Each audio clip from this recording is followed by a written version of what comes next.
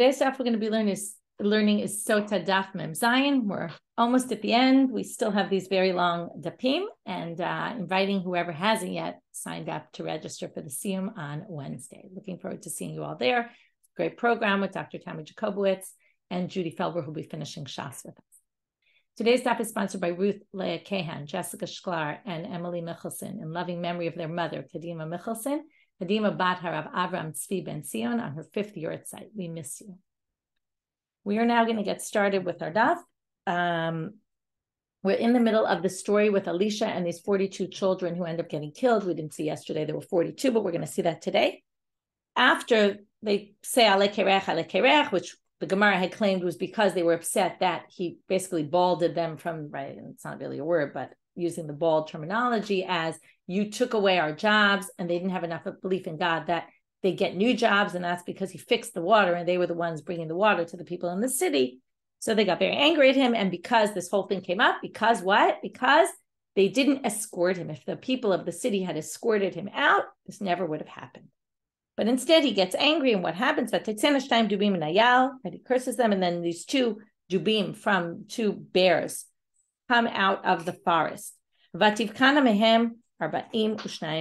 they basically attack these and kill these 42 children. Rav Ushmuel, there's a debate, Rav and Shmuel, about what exactly happened here. One said it was just a miracle, and one said it was a miracle within a miracle. Yes, I also think about Shnayim Dubim, about that Meir Sharev book. So Manda Amar Nes Yal Hava Dubim Lo Havu.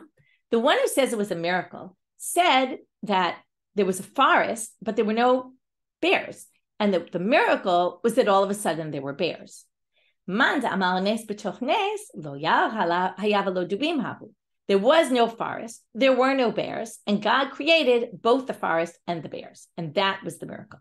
Kind of a funny discussion about, right, how far the miracle went. So the Gemara says, well, if you're going to create, let's say there was no forest. If there was a forest and then they created bears to be in the forest, okay, that makes sense. That God made that miracle happen. But if there were no bears and no forest, what did you need the forest for? God could have just created bears without a forest. Why didn't he just do that? If you're assuming that, right, the whole thing was created.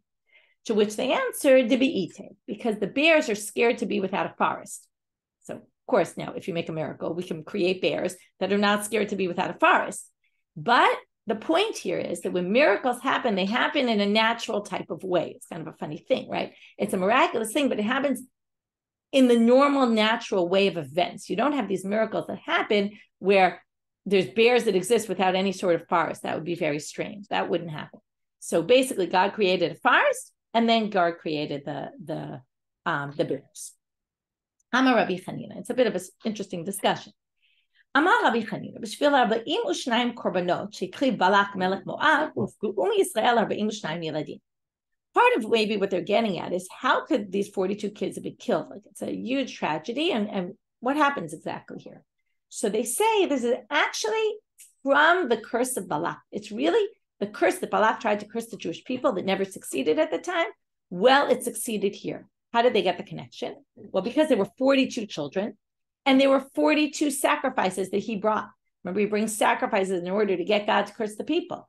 So eventually, it didn't happen then, but the curse came true now. And that's sort of a way to help frame how could this really terrible tragedy have happened? Well, it was from an old curse that needed to be paid at some point. Ini, is this really true? That the sacrifices that he brought about the curse, right? These 42 sacrifices of Balak brought the curse. Don't we learn something else positive from these 42 sacrifices he brought? The Ha'amar of Yehuda Marav, we're going to learn a halacha you all know, or a statement, I should say, you all know, but interesting that they learned it from here. Probably you didn't realize this. We've seen this before. You should always get yourself involved with Torah and mitzvot, even if you're not doing it for the right reasons. Because even if you do it for the wrong reasons, eventually you'll do it for the right reasons. What does it have to do with anything? Well, korbanot shekriv Balak melech Moab, זכה ויצא ממנו רות, שיצא ממנה שלמה, שכתוב ב-1000 עולות יעלה שלמה. Shlomo ends up bringing all these sacrifices in the temple. Well, why is that? because originally Balak brought it for the wrong reasons. He brought these sacrifices. Well, Balak eventually from Moab came Ruth. From Ruth came Shlomo. From Shlomo came all these sacrifices that were brought for the right reasons. So what do you see here? Starting doing things that are good for the wrong reasons eventually brings you to the right reasons. It's interesting because it didn't bring him to the right do things for the right reasons, but it brought one of his grandchildren, great-great-grandchildren, to do it for the right reason. So therefore, they're saying, and how do we know that Ruth came from Balak? Well, Amar Rabbi Yossi ben Choni, right? Good for Shavuot, both, right? Two interesting things for Shavuot. Number one, talking about Ruth. Number two, we're talking about the importance of Torah and mitzvot. So what do we see here? Ruth bitoshel Eglon benoshel Balak kaita. She was the daughter of Eglon, who was the son of Balak. Okay, so she came from Balak, and basically, and then that led to Shlomo. So we now have, on the one hand, and that's just going to be a little complicated, but on the one hand, we learned from these 42 sacrifices, these 42 children were killed. The curse actually came true. But yet we learned something very positive from there, which is the 42 that were done for the wrong reasons eventually led to doing sacrifices for the right reasons. To which the Gemara answers, well, you might learn something positive of still his intent to do this wasn't just shalol lishma, it was actually to curse. And that curse had to come true at some point, and therefore it did. It doesn't fully answer the question. The question is not a very clear question anyway. In the end, I think what they're saying is you really learn these two things from here, even though they somewhat don't really coexist. One is saying it led to positive, and one is saying it led to negative. Now we're back to the story. And now we're getting to what happened with Elisha before. The people of the city. Remember, they didn't have good water. They complained the water was bad, and then he fixes the water, and then these kids came out of the farm. These kids came out screaming at him and cursing. They said, you see, our city is good. Like you can see our city is good. The continuation of that pasuk you have to read, even though it doesn't quote it here. But the water is bad, and the land is killing us. So, right, the land is like dead land. It doesn't produce anything. So now, something in that pasuk doesn't make sense. How could you say our city is good in the same breath that you say the water's bad and the land is killing us? Makes absolutely no sense. So Amar Rabbi Chanin, very interesting line. Okay, in the words of Dorothy, right? There's no place like home. Okay, right? Everybody loves their home. There's something about your home that even if it's bad, even if it's rough, even if there's things falling apart, you still love being in your house. You still love where you live. There's some connection there. And Amar Rabbi Yochanan, and maybe now getting back to the idea of Sotah, we're going to see all sorts of references to Sotah here at the end of the Masechet, even though we've gotten far off from Sotah. Amar Rabbi Yochanan, Shlosha chinoten. There's three things that people always like. Chen makom al yoshvav. Your place will always find grace in your eyes. Chen ishal ba'ala. A husband will always love his wife. This is maybe words of advice to a husband who wants to accuse his wife of perhaps being with some other man. In the end, deep down, you really love your wife, right? So you might be angry right now, and you might, right, just like the water was bad in the city, but they still said, but we love our city. Same thing with your wife. And when you purchase something, it's also, you love it, right? There's something about having bought something with your own money that often is beloved upon you. So these are things that even if, they're not working properly, things aren't working out, things are, in the end, deep down, you always really love the place you live, the woman you decide to marry, and the purchase that you might have acquired. Okay, obviously there's exceptions to these rules, but this is a general idea. And I think what they're trying to talk about here is you might be angry right now, but remember that deep down, you really love her. And don't accuse her of being a Sotah. Tanu Rabbanit. Elisha got sick 3 times. We're going to see a reference to this in the verse in a minute. What were the 3 times? Because he caused these bears to come out and kill the children, he got punished and he got sick. One that he pushed off Geichazi with 2 hands. And we're going to see that means he really got angry at him and entirely pushed him off. And we're going to talk about that story soon. Geichazi was this person who worked for Elisha. We're going to get into the whole story. And then the 3rd time was just when he got sick and died. Doesn't say why he got sick and died, Point is, I guess it was just the time to die. So he got sick and he died. Shnemal. How do we get this reference? He was sick 3 times. Elisha chala et chalyo asher yamut bo. So really it's talking about the last one. It says he got sick with the disease that was going to cause his death. But because it says chala and chalyo, they assumed there were 2 sicknesses before, and then there was the one asher yamut bo, that he would die. Tanu Rabbanit, a braita on this topic. Lo'olam te smol docha v'yamin mekarev. When you reprimand someone, and maybe this is also a reference to the Sotah, you should always push with the left, but bring close with the right. In other words, when you're a teacher, when you're a parent, when you're a spouse, when you're anything, and you're giving criticism to someone or getting angry and putting them in their place. So, right, push on one hand, set the boundaries clearly, but show your love on the other. Right? Don't push off entirely. And now we're going to bring 2 examples of people who pushed off entirely and it was a bad thing. We get to something very interesting. Look at Elisha. So don't be like Elisha. We're basically saying he was a bad example who pushed off Geichazi entirely and didn't l'karev with his yamin, right? Bring him close with his right. V'lo ki Yoshua ben Perachia. Now it depends what Gemara you're using right now, what words are going to appear next. Mine say, shedachafo le'echad mitalmidav b'shtei yadav. He pushed off one of his students with 2 hands. But this is because of the censorship. And what it really says in the text is, shedachafo le'yeshu hanotzri, Jesus the Nazarene, from Nazarene, with 2 hands. Now, is this Jesus? Good question. Is this the Jesus we know is Jesus? So it seems historically it's impossible because Yoshua ben Perachia, and we're going to see Yanai Melech, they lived 73 BCE, and that was before Jesus was born. So it's hard to say it probably wasn't him, but they took it out anyway because it was probably someone else with that name, and this incident happened with him that we're going to see. And because it looked like Jesus, that they basically took it out so as not to show that this rabbi was basically, pushed off this student whose name was Jesus. Okay, what exactly is going on here is a really good question. I don't know enough about it in terms of all the details, but it's one of these interesting sugyot that some of the texts of the Gemara say that, and some of them just say one of his students to keep it very vague, and that's because of the censorship of the Talmud from many, many years ago. Elisha Maihi. So now we're going to hear the stories. We'll start with Elisha. What happened? You might remember the story. Naaman was the head of the army of Aram. He got sick with leprosy, and he was told that there's this, Ish Elohim, this magic man, who can do miracles, who can help people get healed from leprosy. And he, in fact, helps him, and he gets healed from leprosy. And then Naaman wants to give him all these gifts, and Elisha won't accept them. But then, after they part ways, Naaman starts on his way back. Geichazi, Elisha's servant or helper, runs after him and says, "Oh, Elisha changed his mind. He's happy to take the gifts." And Geichazi takes them for himself. Elisha gets very upset, obviously. Vayomer Naaman hoel kafki karaim. Naaman says, "Take these 2 loaves." Uchtiv, and then it says after, Vayomer elav lo libi halak kasher apach Ishmael makravto lekratecha. You didn't do the right thing by, when he went to go away from us. Elisha says to Geichazi,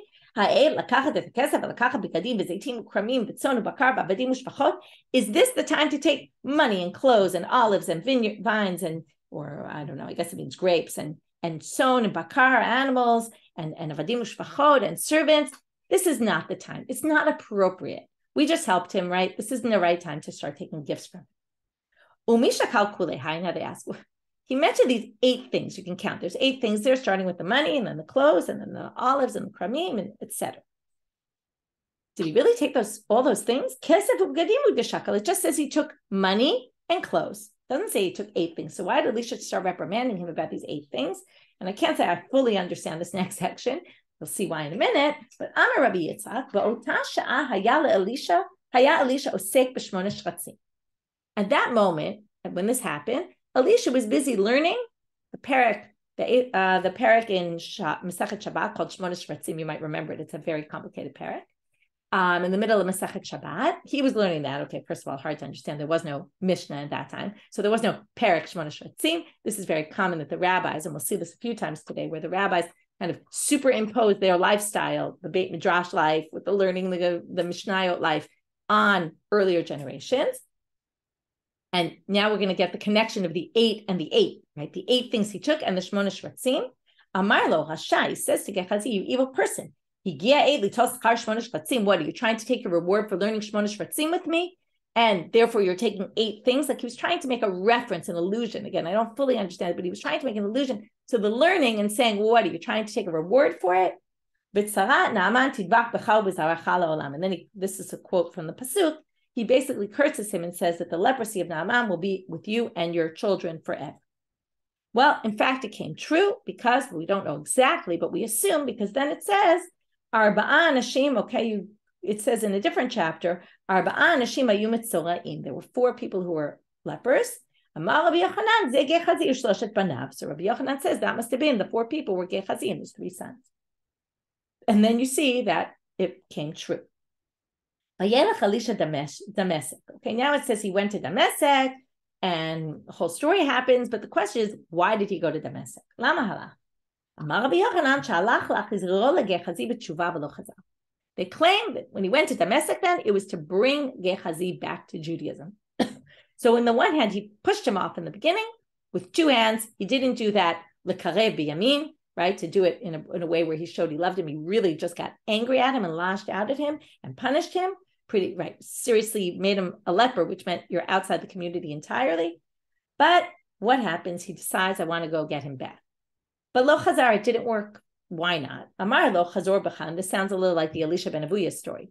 So he says, go do tshuva, right? Come back. Amar lo kach mekublani mimcha. This is what I learned from you, right? Geichazi is like in your face. You're my teacher. Well, I learned from you. Anyone who sins and also causes others to sin, there's no way they can ever do tshuva. My avad. So what did he do that made other people sin? Some people say, now, if you remember, Yeravam ben Nevat puts up these egla, these golden calves in the 2 temples he builds in Beit El and in Dan. So what they claim is that he was connected with this. And what did he do?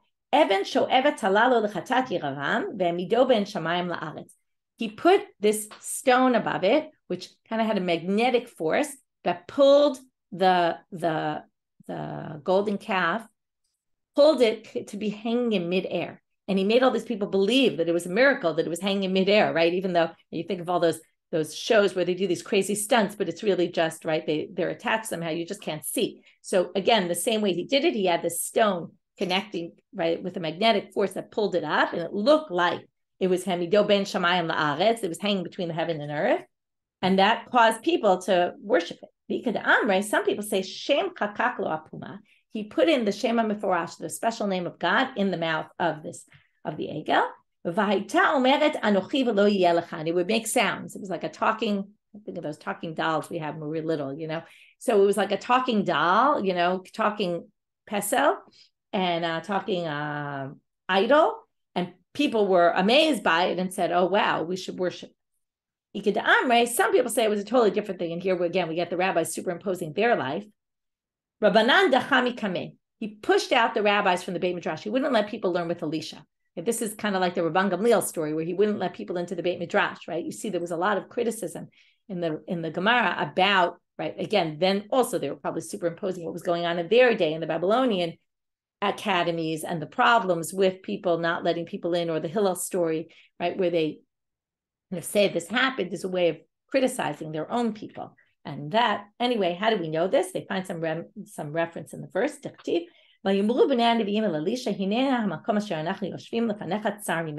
say, wow, the place where we're sitting before you is so cramped. There's no room. And that happens after Geichazi leaves. So they say, they say, it must have not been so crowded before that. Only once he left was it crowded.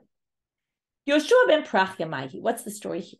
Yanai HaMelech was this king, this Hasmonean king that started killing all the rabbis. So all the rabbis either fled or hid or got killed. So Shimon ben Shattach atmerei achte. His sister hid him. His sister was actually married to Yanai HaMelech, and she hides him. Rabbi Yoshua ben Perachia azal arak Alexandria shel Mitzrayim. He runs away to Egypt, Alexandria, the big city there. When there was peace, meaning Yanai stopped killing everyone, Shimon ben Shattach sends this letter to Yanai HaMelech. Mini Yerushalayim Yer HaKodesh, for me, Jerusalem, the holy city. Lecha Alexandria shel Mitzrayim, to you, Alexandria of Egypt, right? It's kind of saying, from me who's sitting in Jerusalem to you who's in Alexandria. Achoti ba'ali sharoi b'tochech v'ani yoshevet shomema. Okay, my sister and my husband is in your midst, and I am sitting barren, without anything. Okay, somehow this was an allusion to the fact that it's time to come home. Amar shma mina habalei shlami. He says, I get it. There must be peace now. I can come home. So Ki'ata on his way back, but it's a trek. So he has to stop in an inn on the way. Ki'ata iklu lahu ushpisa. So he gets to the following inn. They give him all this honor because he was an important person. He starts saying, wow, this innkeeper, she's so great. Look how she's treating me so nicely. Or possibly it says by you Yeshua Notzri. So this Yeshua Notzri was there. And Rabbi Eneha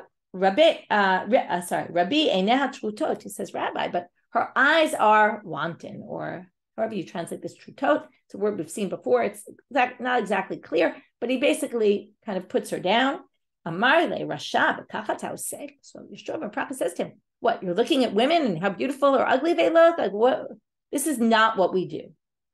Apik arba me'ashipure, and he takes out these 400 shofarot, or maybe he makes these 400 blasts, vishamte, and he excommunicates him. Okay, that's a very harsh reaction. Now, it's unclear what Yeshua Notzri did that was so bad, although maybe there was more to it than that. Anyway, he gets very angry and he totally excommunicates him. Kol Yoma, and it's worse because Kol Yoma ata l'kameh v'lo kiblet. Every day the student would come to him and beg for tshuva, and he ignored him. He wouldn't accept it. Yom echad of akari kriyat shema. One day the student came while he was saying kriyat shema. Ata l'kameh comes before him. Hava b'date l'kibule. On that day he was ready to accept his tshuva. What was the problem? He was saying shema. So he couldn't answer. He signaled him in some way. I don't know if the typical Israeli, that sign of, wait a minute. But the student didn't understand his sign. He assumed, reasonable to assume every other day he had pushed him off. He assumed he was pushing him off and it pushed him over the edge that last day. He went to worship idols. And then later, Yoshua ben Perachia comes and says, listen, you should do tshuva.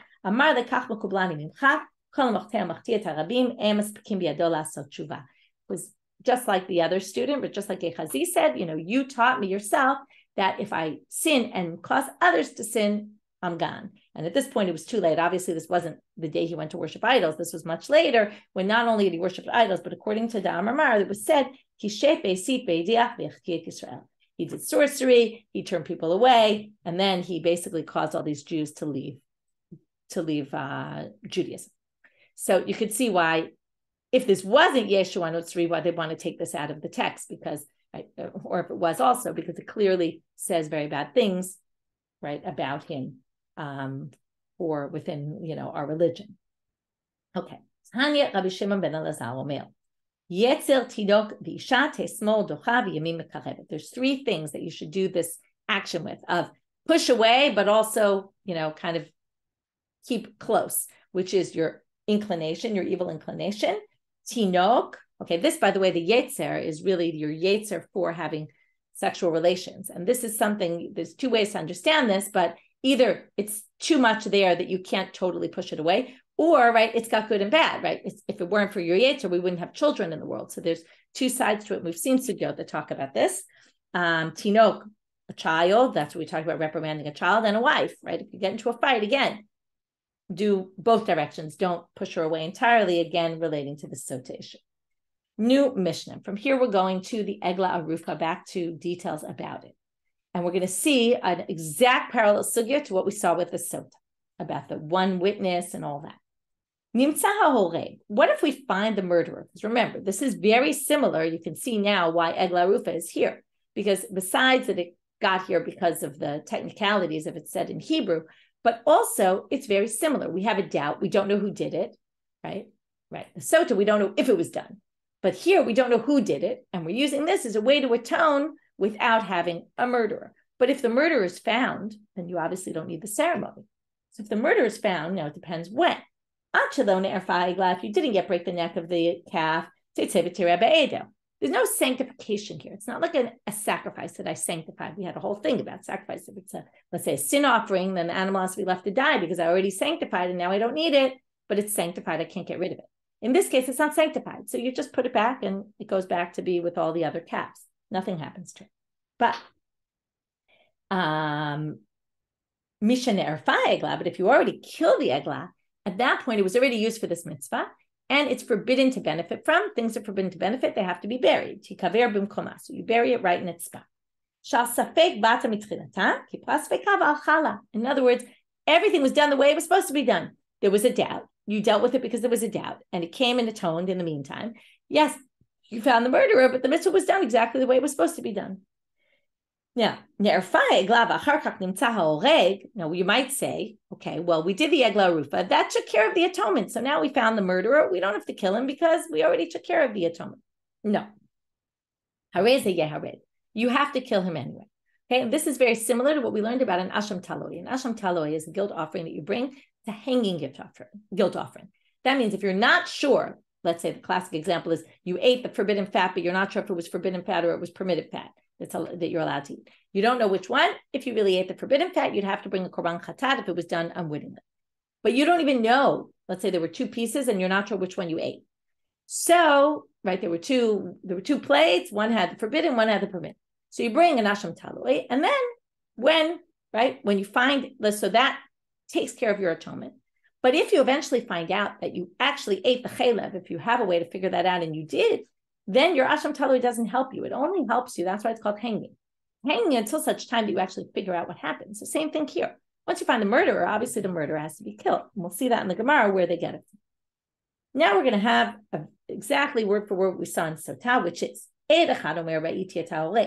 if one witness comes and says, I saw the murderer, which means there's no doubt about the murderer anymore.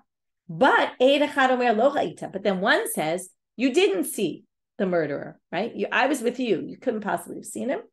Or Isha omeret ra'iti, Isha omeret lo ra'ita. Or even if it was a woman's testimony is generally accepted here. We're going to see. But another woman says, you didn't see, lo ra'it, hayorfim. They would still do the egla arufa because contradictory testimony. But if one says I saw and then two said you didn't see, again hayorfim, because again we have two against one here, right? And but if two say we saw the murderer and one says no you didn't, since we have two saying we saw the murderer, we don't do the egla arufa ceremony.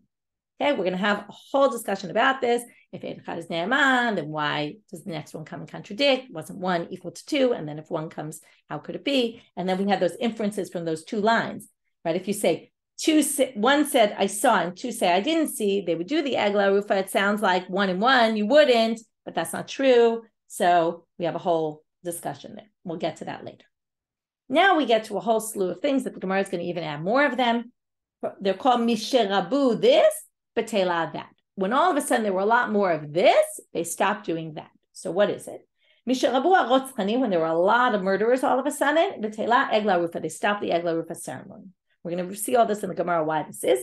Mishabu amenafim. Mishaba Eliezer ben Dinai u'tchina ben Perachia hayanika. This is the murderer that was a well-known murderer. Eliezer ben Dinai, seen him in the Gemara before. And they called him also Tchina ben Perachia. He kind of went by a different name so that people wouldn't recognize him. Well, Chazru l'kroto ben Aratzchan. They started just calling him the son of the murderer so that everyone would know he was a murderer. Why the son of, I don't know, but sometimes they use that to be a term really referring to the person in order that everyone would know who he was. Misharabu amenafim. When all of a sudden there were many adulterers. Pasku amayim amarim. The bitter water of the Sotah stopped working and it no longer identified whether the woman was guilty or not. Okay, this, by the way, would be a possible way to say that maybe there really were Sotahs and maybe the Sotah waters did work at some point because now the Sotah water stopped working. It's possible, not clear though, because you could still say it just means that we won't do the ceremony anymore, but we may never have done it before that. It's unclear, but it is a possible way to say that maybe there were Sotah ceremonies going on before. Rabban Yochanan ben Zakkai Sikan, he's the one who stopped it. Shneimar lo efkol benotechem ki tiznena v'kolotechem ki tenafena ki hem. And then it says they hang out with the prostitutes and they sacrifice with the prostitutes, etc. We're going to get to this pasuk and what this has to do with anything in the Gemara, so I'm going to leave it right now. Mishamek Yossi ben Yoezer ish trade of Yossi ben Yehuda ish Yerushalayim. These are the zugot. Okay, the end of the zugot. Batlua eshkolot. We no longer had these eshkolot. We talk about clusters, what these clusters are. They're going to say we didn't have any great rabbis anymore. Shneimar, or we'll see exactly what it is, although debate about how to understand it, that will be at the end of today's daf. Shneimar, ein eshkol echol bikurai v'tanafshi. Okay, we no longer have eshkol to eat right? And the bikura, right? I really am looking for the bikura for the best of the best, right? And the first ones, right, relevant to bikurim of Shavuot. Anyway, this is like a fulfillment of that pasuk. We're looking for it, but we don't have it anymore. Yochanan Kohen Gadol he'evil hodayat ha'maser. He stopped the whole vidoy maser that we also talked about in the Mishna, right? The declaration that I gave my maser. Afu bitelet hamorin bet hanukfin. We don't know yet exactly what that is. We'll see when we get to the Gemara tomorrow's daf. Ad yamav haya patish makeh b'Yerushalayim. People used to use their patishim on Chol HaMoed. They would work when it came to, right, things that were a loss. That would cause financial loss. You were allowed to do it, but they stopped that. And b'yamav ein tzarich l'shol admai. But people were actually being good about their maaser, so you didn't have to worry anymore that maybe people weren't taking trumot masla. Okay, all this we'll get to in tomorrow's daf. Tanu Rabbanan, all that end stuff. We will get to the Menafim and the Ratzchanim and all that in today's. So first we're going to talk about the beginning. Tanu Rabbanan, minayin she'im ne'erfa egla, v'achar chach nimtza ha'horeg she'en potrin oto. How do we know that we don't exempt him? Okay, so we're now at the top of Amud Bet. How do we know that if we find, even though we've done the egla arufa ceremony, when we find the murderer, we have to kill him? This is in the section at the end of Sefer Bamidbar, where it talks about the Ir Miklat, the refuge city, and it talks about both murderers that do it intentionally and unintentional murderers. The land will not be atoned for blood that was spilled in it, unless you spill their blood. This is basically saying, if you kill, you have to be killed. There's no other way to atone for it. So even though we tried through the egla arufa ceremony, once we find the murderer has to die. So now we're going to have some questions here. Sounds like if one said, right, I saw, and the other said, you didn't see, then what do we learn? Then you do the egla arufa, because we really don't know if there's a murderer or not. But it sounds like, right, one said I saw, and the other one said I didn't see, and that's why we do the egla arufa ceremony, because he contradicted and said, no, you didn't see. But from here you can infer, if nobody came against that first witness, let's say it was just that one witness, so the obvious is if the second witness came and said no, then we do the egla arufa ceremony, which means if the second witness wasn't there saying no, and just one witness says I know who the murderer is, we wouldn't do the ceremony, right? So edechad meheman, from here you learn we believe one witness. So just like the Sotah ceremony, if one person saw that she had slept with that man, remember, we don't do the ceremony. Likewise here, one person knows who the murderer is, we can't kill the murderer, just like we couldn't punish the Sotah, but the waters aren't going to work. We don't do the Sotah ceremony. Likewise here, we don't do the egla arufa ceremony. Where do we get this from? Right there we had a whole thing about the aid, aimba, and all that. Where do we get it from here? Tanu Rabbanan, lo nodam mihikau. It says, and it's not known who hit the person. As soon as it's known, it doesn't matter by how many people. Even if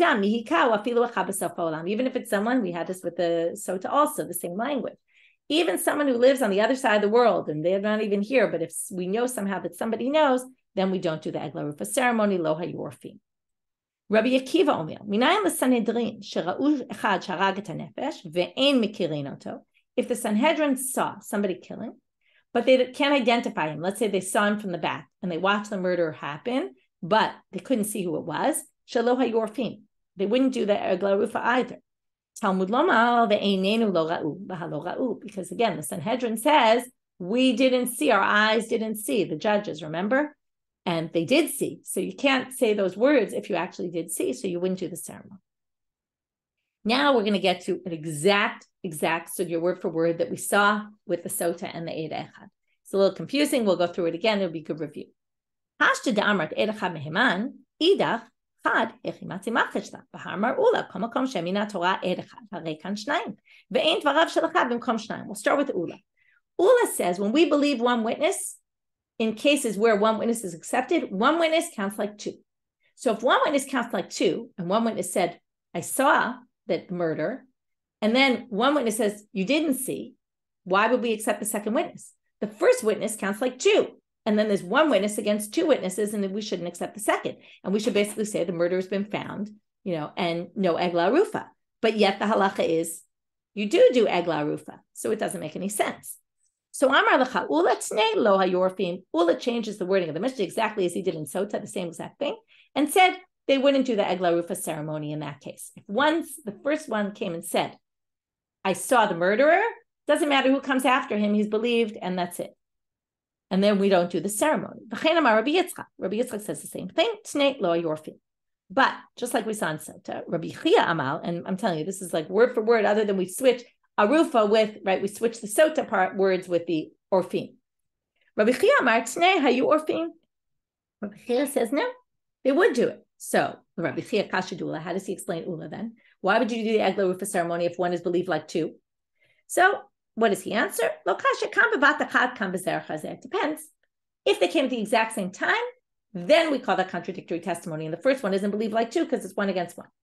If the first one came first and then the second one came, the first one was already believed like two, and the second one doesn't hold any water and doesn't hold its ground. And basically we're going to not do the ceremony because we believe the first one. So it depends how it happened.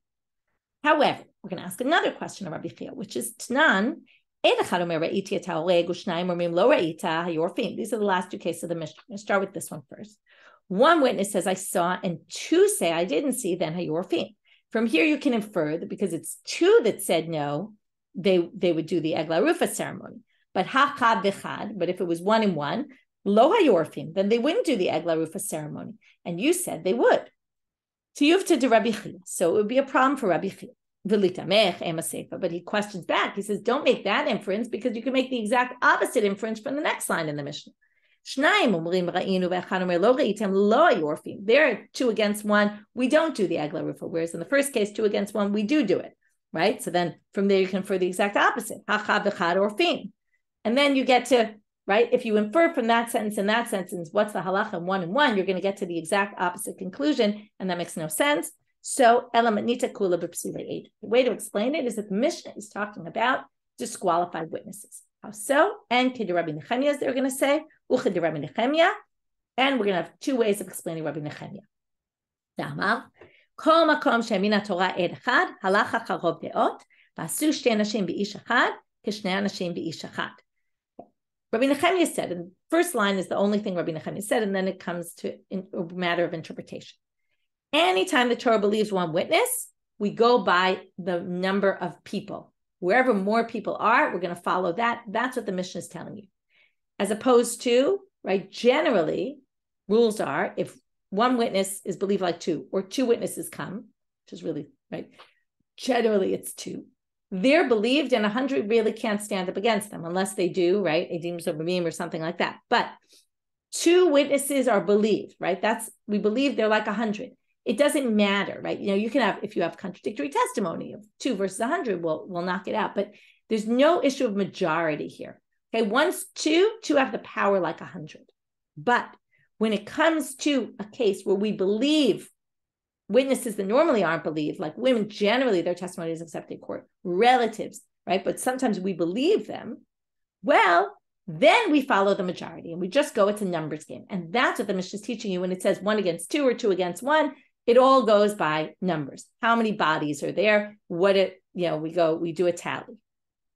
Then, according to the first explanation, what it means is 2 women against 1 man, the 2 women are going to beat out 1 man. They're like 2 men against 1 man because it doesn't matter at that point. All the general people who are disqualified all have the same equal value as anybody else in those cases because they're accepted in these cases.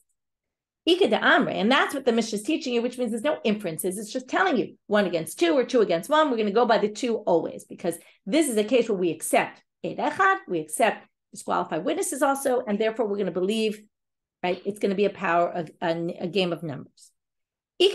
Some people say no. If we accept 1 kosher witness here, and there's 1 kosher witness who comes, that kosher witness is like 2, and 100 women will not stand against that because it just doesn't work. But they're more like just 1 witness, and then 1 witness can't stand up to 2 because remember, it was 1 witness in the beginning, but the 1 witness is like 2, and then any witnesses after that don't stand up to that. But they're more like 1 witness. But what's the Mishnah? When the Mishnah says 2 against 1 or 1 against 2, we're going to believe the 2 over the 1 is kigon da'ata isha mi'ikar. It wasn't where a man came first. It was where a disqualified witness came first. V'tirtza the Rabbi Nechemia hachi, and then we explain Rabbi Nechemia in the following. Rabbi Nechemia omer, kol makom shemina Torah ed echad, halach acharov de'od, v'asu shtei nashim b'isha achad, kishnei anashim b'ish achad. 2 women against 1 woman is like 2 men against 1 man. But shtei nashim b'ish achad, but 2 women who are generally disqualified witnesses, even though they're accepted here, their power is only the same as 1 man. Okay, so 1 man meaning 1 kosher witness. Not all men are kosher witnesses, but 1 kosher witness standing against 2 non-kosher witnesses are equal. But that's not the way the Mishna is talking about. The Mishna is talking about cases where it's women against women, and then it's going to be a numbers game. So we go back to Rabbi Nechemia where it's all a numbers game, and that's what the Mishna is teaching us. But is the Mishna teaching this in any kind of makeup of people? That was the first reading here. Or is it just if the people are psule edut, then it's all a numbers game? But if it's a combination of kosher and non-kosher, then it doesn't become a numbers game. Then 2 non-kosher witnesses are equal to 1 kosher witness. Okay. Vitarte psule edut lamali. Why do you need 2 statements about that? Because remember, both cases, there was 1 against 2, 2 against 1. One case we did the egla arufa ceremony, one case we don't do the egla arufa ceremony. You needed both because you might have thought maybe you're strict to say, right? The question is, do we rule leniently also to say you don't have to do the ceremony, or is it only strict to say we're going to make you do the ceremony? So the point is it goes in both directions, and it's not just l'chumra, it's also to be lenient. Now we're going to start with that whole slew of statements. Misharabu harotzchim. Tanu Rabbanan. Misharabu harotzchanim. B'tara egla arufa. Lefi she'en haba ela safek. So once, right, the whole issue of egla arufa is when you're not sure who did it. But once there's all these murderers out there, we assume one of them did it. And then it's not one of these, we don't know who did it. Misharabu harotzchanim begaloi batla egla arufa. They add this one word, though. They say it means outright, we know who they are. We know that, like they had that Eliezer ben Dinai guy. They knew he was a murderer, so it was very clear. Mishirabua noafim. So why doesn't it work anymore once there's all these adulterers? Well, this we learned from the beginning of the Masechet, although we'll bring 2 answers. Remember, the Mishna quoted a pasuk that we're only going to quote at the end of this braita. Tanu Rabbanan, they bring a braita. V'nikah ish me'avon. Remember, at the end of the ceremony, so the man is going to be free of iniquity. But they learn from there, it only works if he's free of sin. But if he's also involved, if he's done his own wrongdoing, he's been sleeping around, that doesn't work. Then the mortar doesn't work to do it. And that's why it stopped working, because there were so many adulterers, and many of the men were as well. Ve'omer, also we say, and that was the pasuk quoted in the Mishnah, lo efkora benotechem ki tiznena. So my Vomer, why did they bring this pasuk about the daughters and the daughters-in-law that are involved in prostitution? Well, maybe it's only if he's a sinner. That's what we have in Nikame Avon. But what if the children are involved in prostitution? Then also the waters won't help the mother. Why? That comes from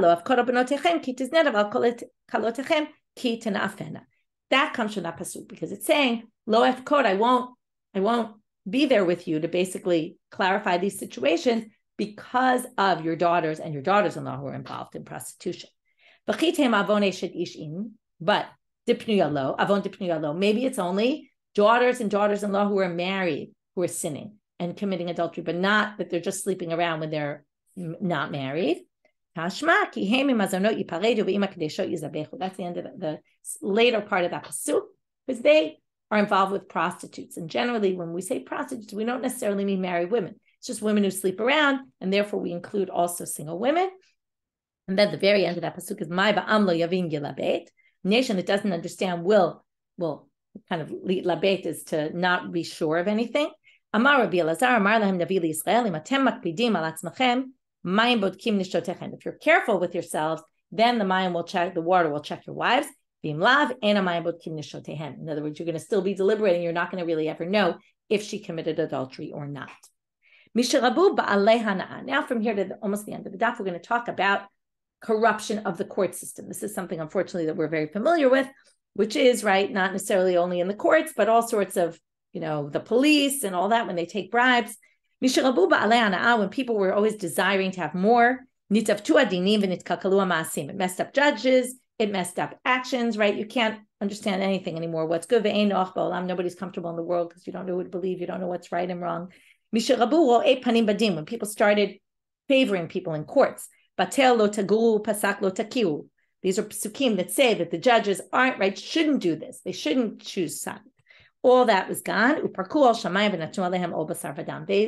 left the yoke of God, and therefore God put upon them the yoke of humans, that now we're stuck with humans who are determining things based on what their desires are and not what the real truth is. People who whisper in secret to the judges. Again, God got angry and he left the people. Only in the midst of God will there be judgment. When there's God will be where there's judgment. When there's no judgment, God won't be there. The people just follow what their desires are. People just start lying, and they would say, "Oh, you're so great," because they just want something that person has, and even though the person could be really bad. And once people start doing this, all this tragedy befalls the people, and then people cry and cry. Whole different explanations of what this spit is, that people would spit, maybe in a very arrogant kind of way. Well, arrogant people, there were going to be many more of them. As a result of arrogance into Matua Talmidim, nobody wanted to learn anymore, because people learn when they think they don't know anything. If you think you know everything, you're not interested in learning. And the Torah searched for people to learn it. Women started being attracted to these arrogant men. Because people just see, what things look like on the face of things. To which the Gemara says, Ini, what do you mean? Is that true? So-and-so said, somebody said, someone who's arrogant, even his family won't accept him. So, what does it mean, lo yinveh? Lo yinveh, afilu banaveh shalom. Naveh is your abode. Even your own home, they'll hate you. Well, mikar kaftzeh, a very interesting line. In the beginning, they're attracted to these men, lissof mitzah lalai, but in the end, they see right through them once they're married to them, and then they realize these guys are nobodies. When the courts start putting taxes on the people, Rabah shochad, so obviously, right, there's bribery, v'atayat mishpat, and the judgments become skewed. Upaskat tova, and good was disappeared. Misharabu mikablane tovatcha umachzekane tovotecha. Rabu isha yashar ben Avi said, when people would accept gifts and things like that, right? Again, prominent people, it became a crazy, right? Everybody just does what's good in their own eyes. The low people became important, the high people became low, and the rule just kind of went and disappeared. People, people who grab things from other people. People got hard-hearted and stopped loaning people money. They went against what it says in the Torah, just don't, right? And you might come a time where you stop giving money to poor people. That's a terrible thing.